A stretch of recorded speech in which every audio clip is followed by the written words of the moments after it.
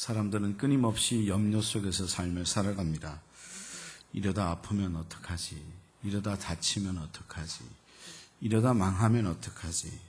이러다 관계가 나빠지면 어떡하지? 이러면 죽으면 어떡하지? 이렇게 수많은 염려 속에서 삶을 살아갑니다. 이유가 있으면 이해가 되는데 어떤 분들은 있지도 않을 일에 대해서 걱정하다가 삶을 살아갑니다. 혹여나 여러분은 그런 걱정들을 하고 지내시지는 않습니까? 우리가 대단하다고 생각하는 욥조차도 그런 걱정을 하고 삶을 살았음을 봅니다.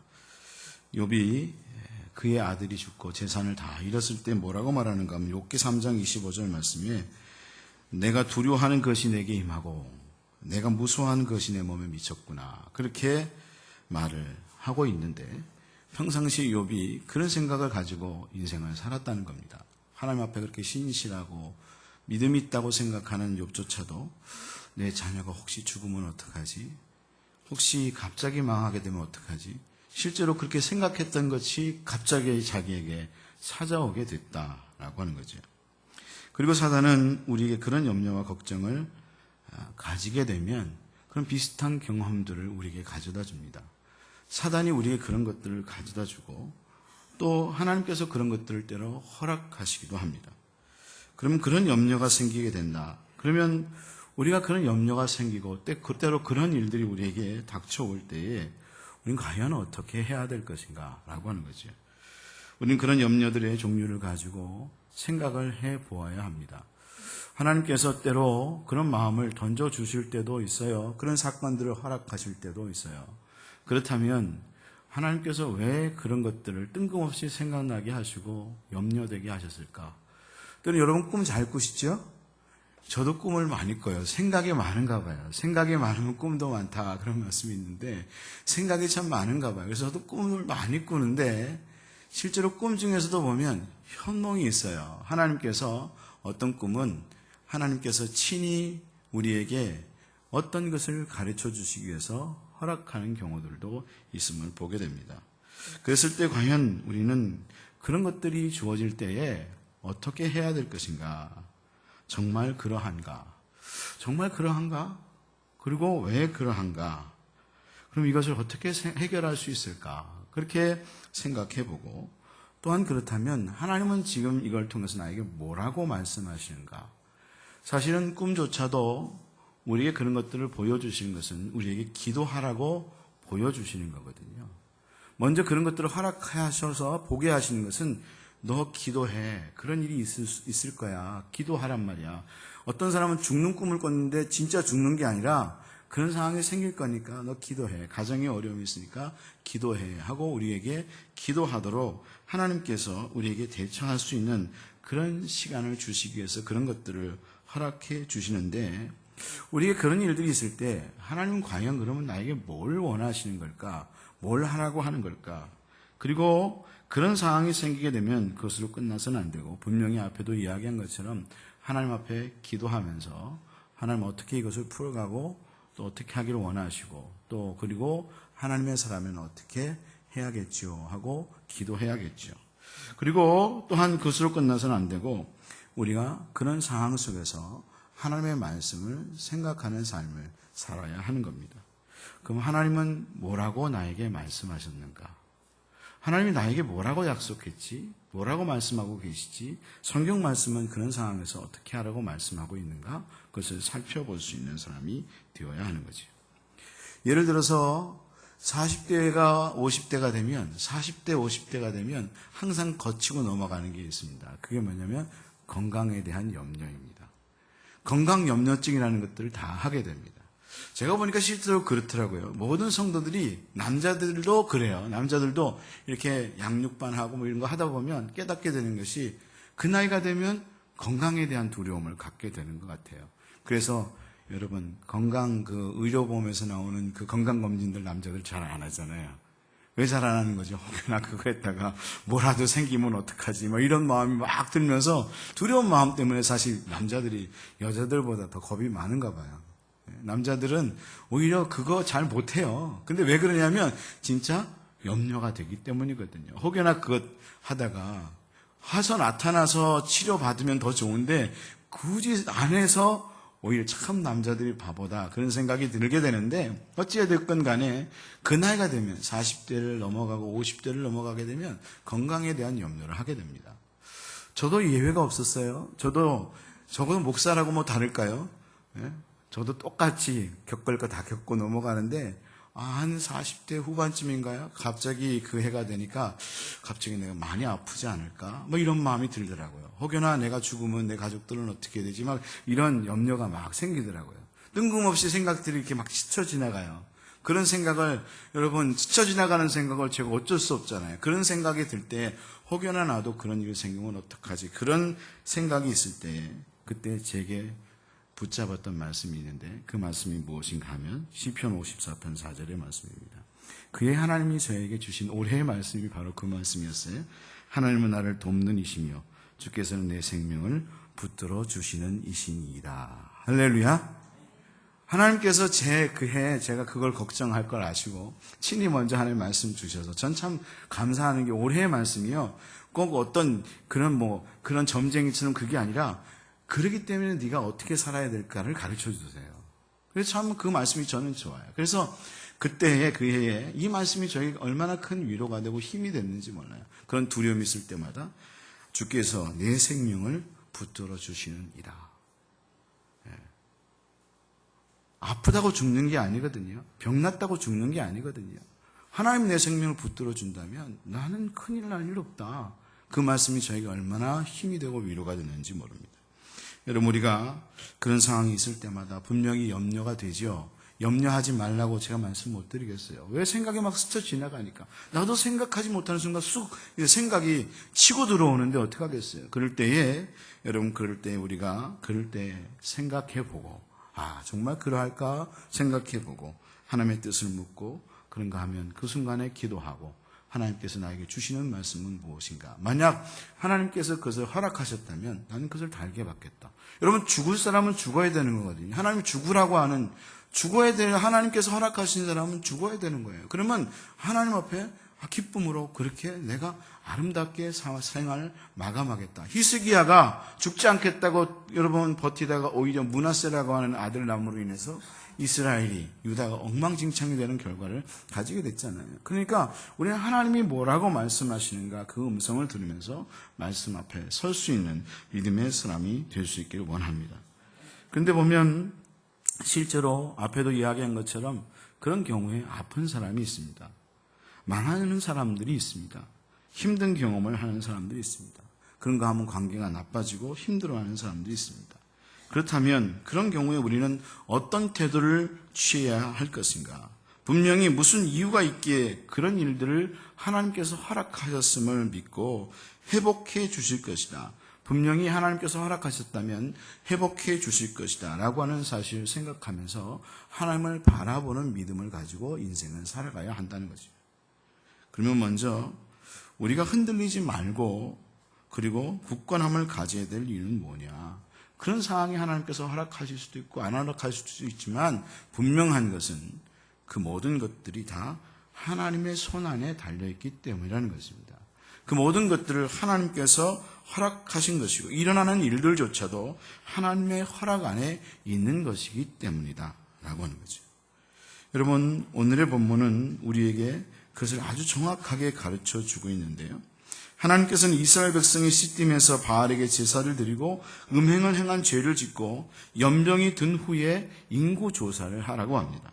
여러분 1절 말씀을 보면 그렇게 말씀을 하고 있잖아요. 연병 후에 여호와께서 모세와 제사장 아론의 아들 엘라살에게 말씀하여 이르시되 딴 때가 아니라 연병이 일어난 그 이후에 인구조사를 하도록 말씀하셨다는 겁니다. 그럼 왜 인구조사를 하게 하신 것이냐? 거기에는 분명히 이유가 있는데 이스라엘 백성들로 그것을 깨닫게 하시고 그리고 그것에 대해서 회개하고 하나님의 백성으로 순종하는 삶을 살아가도록 하게 하기 위해서 인구조사를 하게 했다라고 하는 거죠. 우리 인구조사 한번 띄워놔 주시겠어요? 방송실. 그러면 우리 모두가 이스라엘 백성들이 2차 인구조사라는 것을 우리가 오늘 여기서 볼 수 있었으면 좋겠는데요. 1차 인구조사에서는 이스라엘 백성들이 애굽 땅에서 나온 후에 시내 광야에서 인구조사를 했었습니다. 그리고 나서 이제 40년 가까이가 지나고 난 후에 다시 이제 2차 인구조사를 하게 되는 겁니다.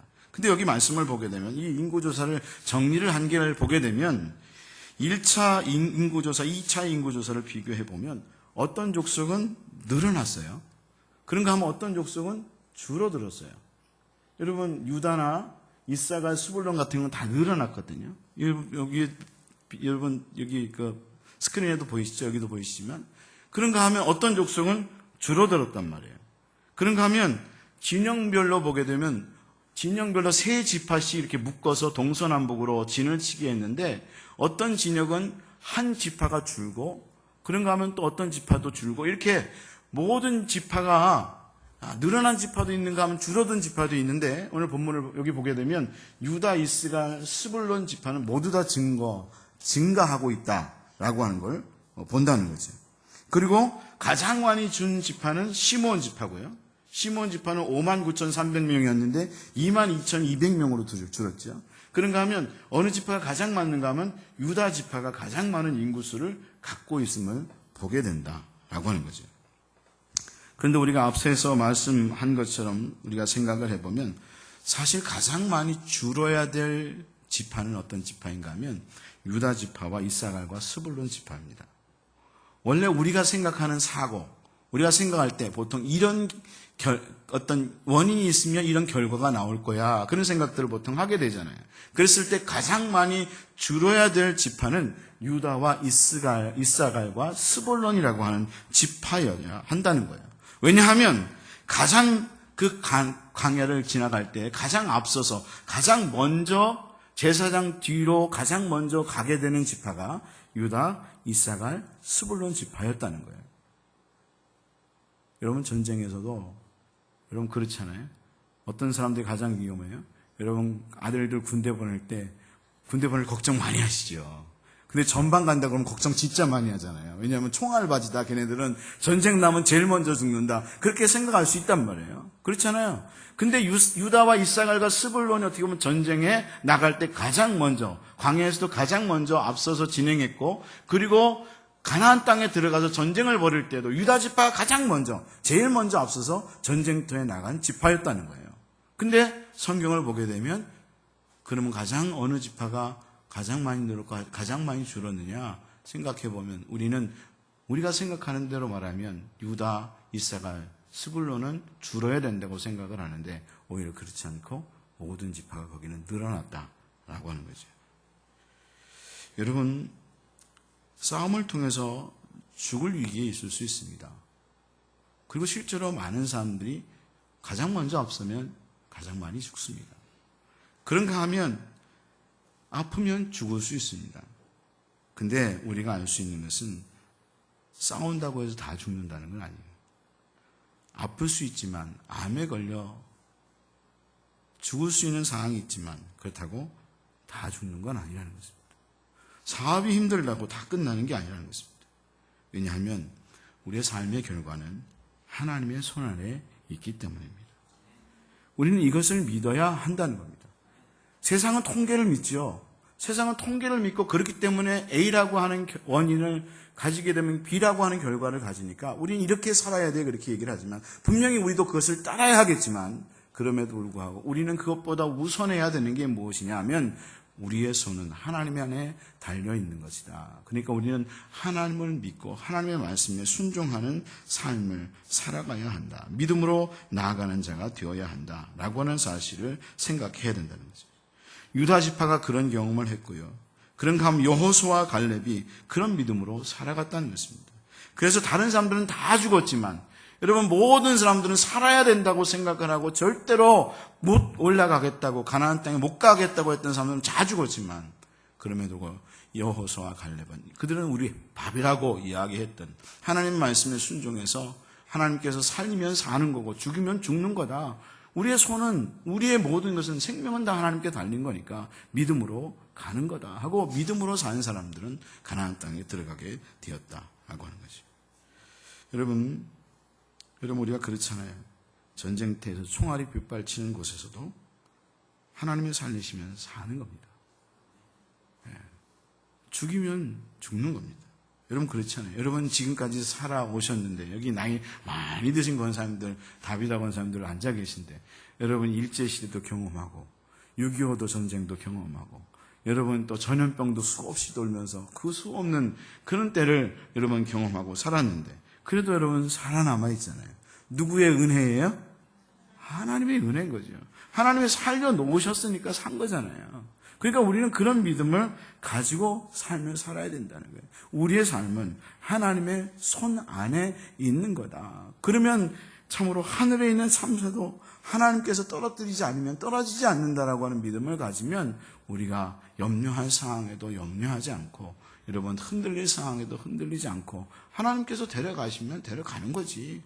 데려가면 천국이지 뭐. 그렇게 믿음으로 평안함을 유지하면서 삶을 살아가게 되는 거죠.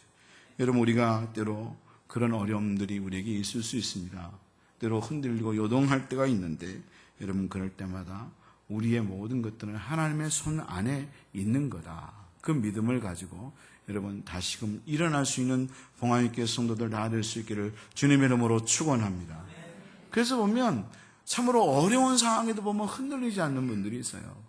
정말 죽을 고비에 있는 그런 상황에도 불구하고 넘어져서 정말 모든 사업들이 다 망해서 정말 욥과 같은 고난 속에 있음에도 불구하고 요동하지 않는 그런 분들이 있는데 왜 그분들이 그런 태도를 가지느냐? 그분들이 뭐 대단하게 믿음 어떤 그 능력이 있고 그런가 하면 마음이 강해서 그런 거냐면 그게 아니라 그들이 딱 한 가지 우리와 다른 게 있는데 그들은 우리의 모든 것이 하나님의 손 안에 있는 거지 뭐. 그 믿음을 갖고 있기 때문에 그런 은혜를 가지고 있기 때문에 흔들리지 아니하고 그렇게 어려운 상황에서 때로는 정말 견딜 수 없는 상황에서도 요동하지 않는 겁니다.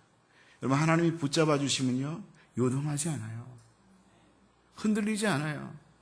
근데요 여러분 하나님께서 붙잡아 주시지 않으면 정말 아무것도 아닌 것 가지고도 막 도망쳐요. 엘리야가 이세벨이 너 죽이겠다고 하는 얘기 듣고 막 도망가잖아요. 그래가지고 로뎀나무 안에서 그냥 다 죽여달라고 그러잖아요. 아무것도 아닌데.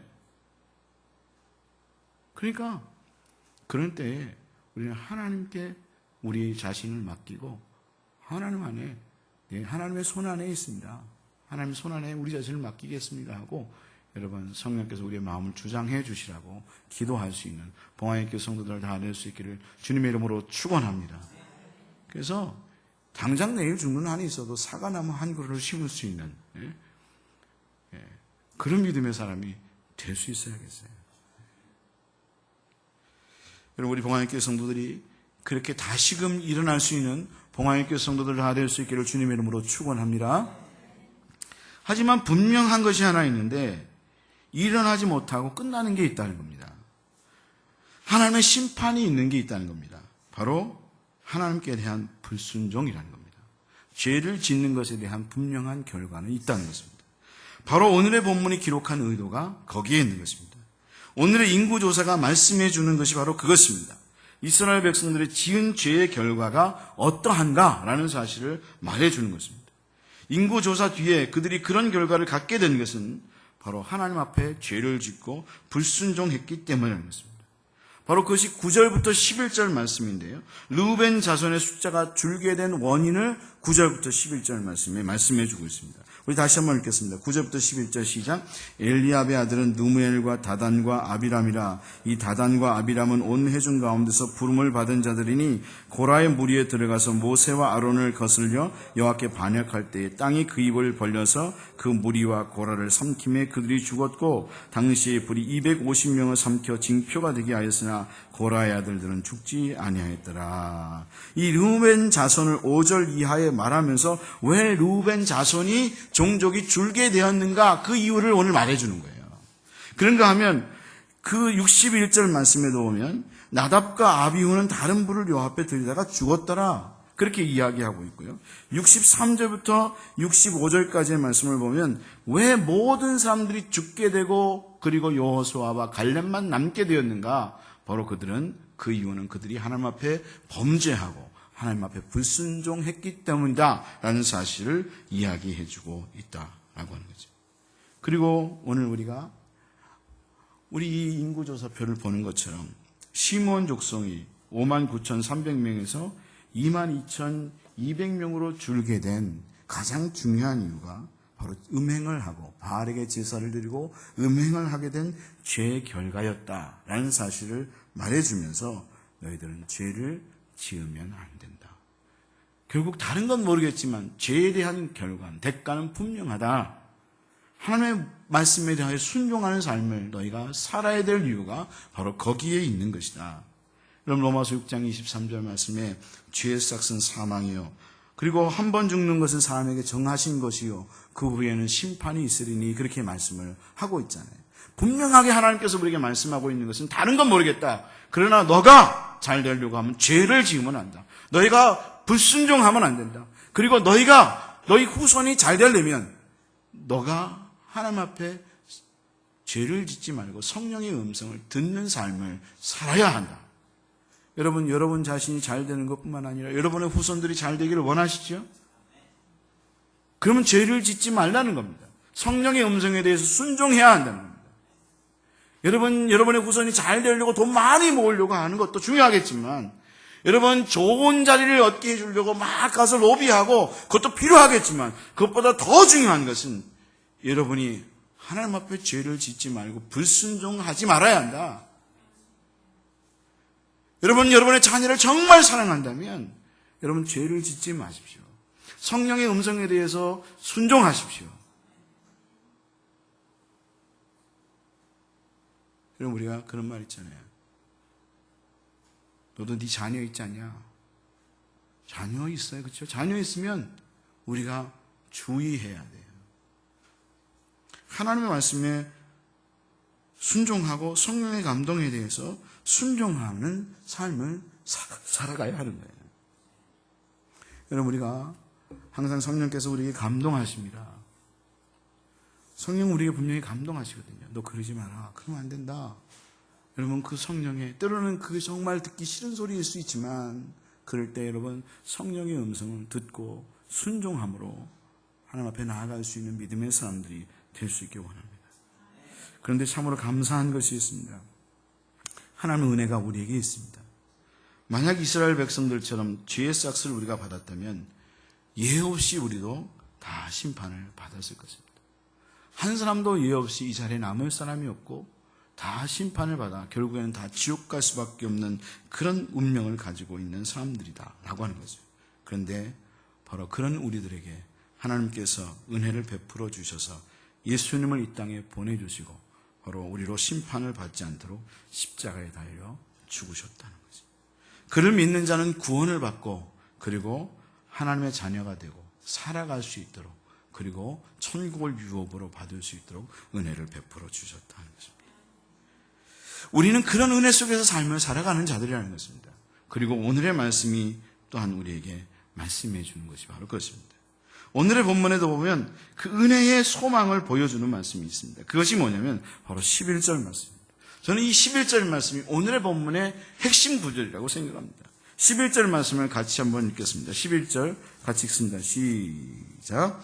고라의 아들들은 죽지 아니하였더라. 할렐루야. 누구는 죽지 않았다고요? 고라의 아들들은 죽지 않았대. 고라의 아들이 죽어야지요. 안 그래요? 그렇게 하나님 앞에 죄를 짓고 사실은 루벤의 자손들보다 더 못된 게 고라의 아들들이거든요. 근데 고라의 아들들은 안 죽였대요. 왜 안 죽였을까 생각해 보면 하나님의 은혜이겠다. 근데 그들이 아마 하나님 앞에 회개하지 않았을까 그런 생각이 들게 되는데 어찌됐건 하나님께서 가장 죄를 짓게 했던 핵심이었던 고라의 아들들은 안 죽였다는 거예요.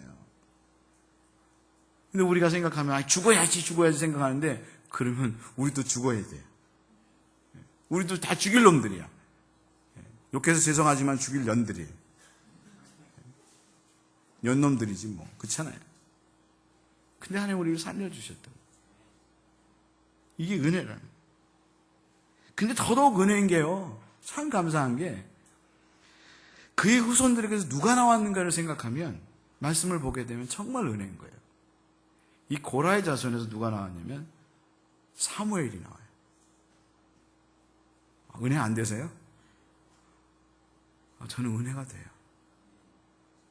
근데 더더욱 은혜인 건요, 그 고라의 자손에서 또 누가 나오냐면 사무엘의 손자들이 나오는데, 그 손자들이 바로 감사의 찬송을 맡았던 헤만과 아삽이에요. 그의 역대상 6장 33절 39절까지 말씀이 기록되어 있습니다. 죽여 마땅한데 하나님이 살려주셨어요.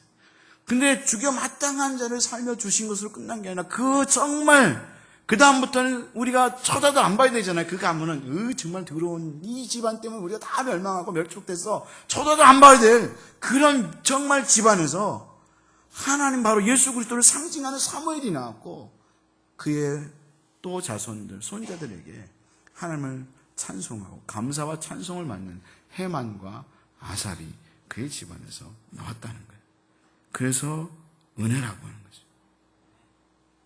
그러니 우리가 때로 실수하고 잘못할 수 있는데, 그럴 때 우리는 다시금 회개하고, 하나님, 우리가 분명히 잘못했지만 그럼에도 불구하고 하나님께서 우리에게 은혜를 베풀어 주셔서 우리를 구원하셨으니 우리로 다시 은혜를 얻을 수 있는 기회를 주시라고 하나님 앞에 기도할 수 있는, 하나님 앞에 다시금 설 수 있는 자들이 될 수 있기를 바라고, 또한 믿음으로 다시금 반응하며 삶을 살아갈 수 있는 봉황의교회 성도들 다 될 수 있기를 주님의 이름으로 축원합니다.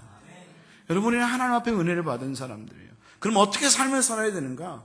바로 사무엘처럼 기도하는 사람, 그런가 하면 헤만과 아삽처럼 감사와 찬송을 올려드리는 그런 믿음의 사람이 되어야 한다는 거예요. 우리가 그런 은혜를 받은 사람이잖아요. 우리가 뭐 잘났다고, 우리도 동일하게 사실 마음으로 짓고 죄를 짓고 행위로 죄를 짓고 수없는 죄를 짓고 삶을 살았는데, 그런 우리를 부르셔서 하나님의 자녀 삼아 주시고 지금도 나와서 하나님 앞에 예배를 드릴 수 있게 하셨다라고 한다면, 우리는 누구를 비난하고 욕할 게 아니라 오히려 그 하나님을 찬양하고 헤만과 아삽처럼, 사무엘처럼 하나님 앞에 기도하고 하나님을 찬송하고 감사하는 삶을 살아가는 사람들이 되어져야 해요. 이게 교회의 성도들이 해야 될 일이래요. 여러분, 우리가 다 하나님 앞에 구원을 받은 사람들이잖아요. 그럼 해야 될 게 뭐냐면, 우리는 하나님을 찬양하고 감사해야 돼요. 그런가 하면 또 그런 생각을 가질 수 있어요. 근데 교회가 어렵고 문제가 많잖아요. 그럼 우리가 뭐 해야 돼요? 하나님 앞에 울어야 되는 거예요. 통곡하며 울어야 되는 거예요. 기도해야 하는 거예요. 우리를 누구를 비난하고 욕할 게 아니라 우리의 소리가 들려지면 안 돼요. 저는요, 그걸 어디에서 깨달을 수 있었는가 하면, 분명히 찬송해야겠죠. 감사해야겠죠. 그리고 교회가, 한국교회가 문제가 있다면, 우리 봉황교회가 문제가 있다면, 우리 가정이 문제가 있다면, 여러분 분명히 그것을 가지고 통곡해야겠죠. 근데 그 통곡이요, 통곡으로 드러나면 안 돼요. 그게 에스라서의 성전을 지을 때를 보면 알 수 있는데, 성전은 이렇게 짓는 거다라는 사실을 보여줘요. 근데 성전 지대를 놓았을 때 이스라엘 백성들이 그 성전이 지어지는 거 보면서 너무 기뻐서 감사와 찬송을 막 올려드려요. 근데 한쪽에서는요, 노인들과 제사장들 중에 나이 많이 먹은 분들은 이전 솔로몬의 성전을 보았던 터라 그 성전이 너무나 보잘것없는 거예요. 그래서 그 성전을 보면서 통곡을 해요. 엉엉 울어요.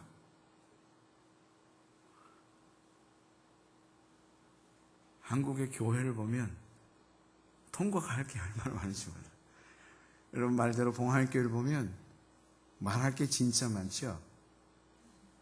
여러분의 가정은 안 그래요? 근데 그 다음이 중요해요. 그 찬송소리와 울음소리가 함께 합쳐져서 분간을 하지 못했다는 거예요. 이게 하모니를 이뤘다는 거예요.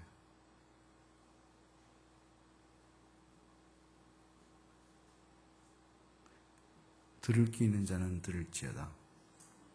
깨달아야 돼요.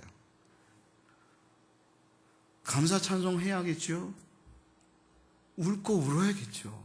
울지 말라고 하면 안 돼요. 울어야 돼요. 왜? 봤는데, 옛날에 성전을 봤는데, 그 영화로웠던 성전을 봤는데 당연히 통곡이 나올 수밖에 없죠. 그러나 중요한 것은 찬송을 하는 이나 우는 이나 같이 엉겨져서 그 소리를 분간하지 못했어요. 그것이 하나님께 영광이 되었어요. 우린 교회를 그렇게 세워가야 돼요. 이 말에 아멘이라고 응답이 돼야 그때부터 교회는 제대로 세워져요. 누군들 여러분 생각이 없겠습니까? 그러나 분간이 되지 아니할 때 하나님의 영광이 되는 거예요.